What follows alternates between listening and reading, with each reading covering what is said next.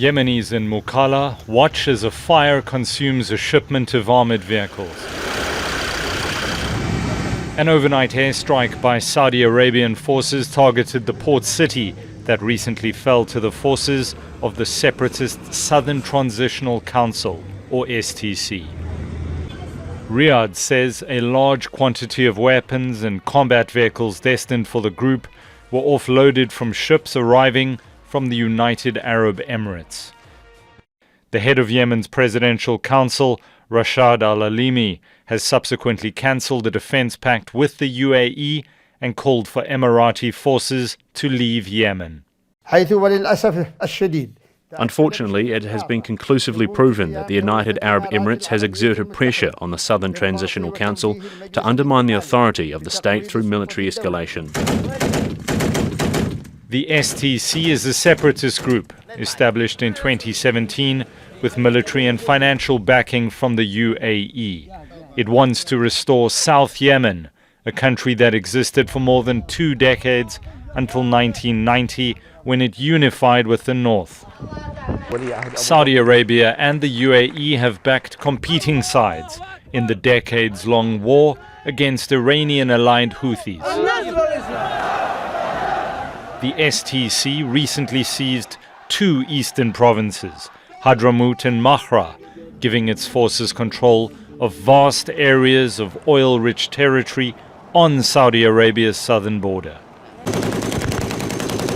Alimi accuses the Emiratis of aiding STC's new offensive, one which Riyadh says compromises its national security. While we appreciate the previous role the UAE played as a member of the coalition, unfortunately it has become directed against our great people, as evidenced by its explicit support for the rebellion and its encouragement of internal strife. Yemen's Presidential Council has declared a state of emergency and imposed a 72-hour ban on all border crossings by land, sea and air. Michael Apple, Al Jazeera. The United Arab Emirates has released a statement calling for recent developments in Yemen to be dealt with responsibly. Its foreign ministry says the United Arab Emirates expresses concern regarding the statement issued by the Kingdom of Saudi Arabia and the fundamental inaccuracies it contains regarding the UAE's role in the ongoing developments in the Republic of Yemen. The UAE reaffirms its unwavering commitment to the security and stability of the Kingdom of Saudi Arabia. The Ministry of Foreign Affairs affirms that addressing the recent developments must be carried out responsibly and in a manner that prevents escalation. Abdul Khalik Abdullah is Professor of Political Science from the United Arab Emirates and says the allegations against the UAE are ill-founded and untrue. UAE is not calling for escalation. It wants this thing to be handled in a diplomatic, in a political way, rather than opting for military options. So after this statement coming from the UAE, the position is clear. Some of the things that's said about the UAE is outrageous.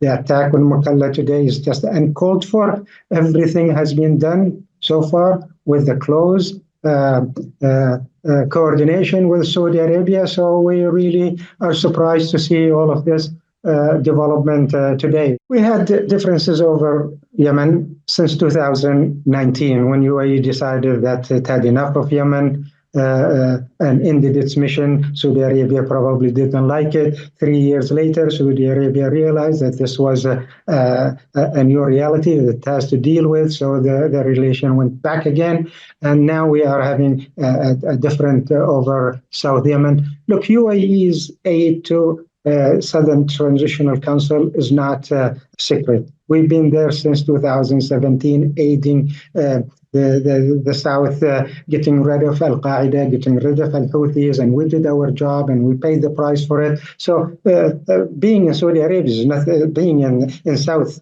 Arabian South or in Aden or Mukalla, Hadramout is nothing new. It's just, it's been there since 2017, and our forces are there to train, to help, provide the cities there from Al-Qaeda and from terrorists and from the Houthis too. And Abdulaziz Al Ghashian is a lecturer of international relations at United Arab University for Security Studies. He says the relationship between Saudi Arabia and the UAE could be nearing a point of no return. I've always viewed bits and bobs of the UAE actions around the region as incredibly problematic.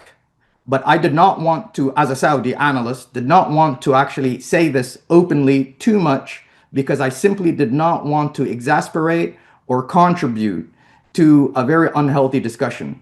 But now there is clearly no doubt now that the situation is entering into a stage where there may not be where things may not go back to normal.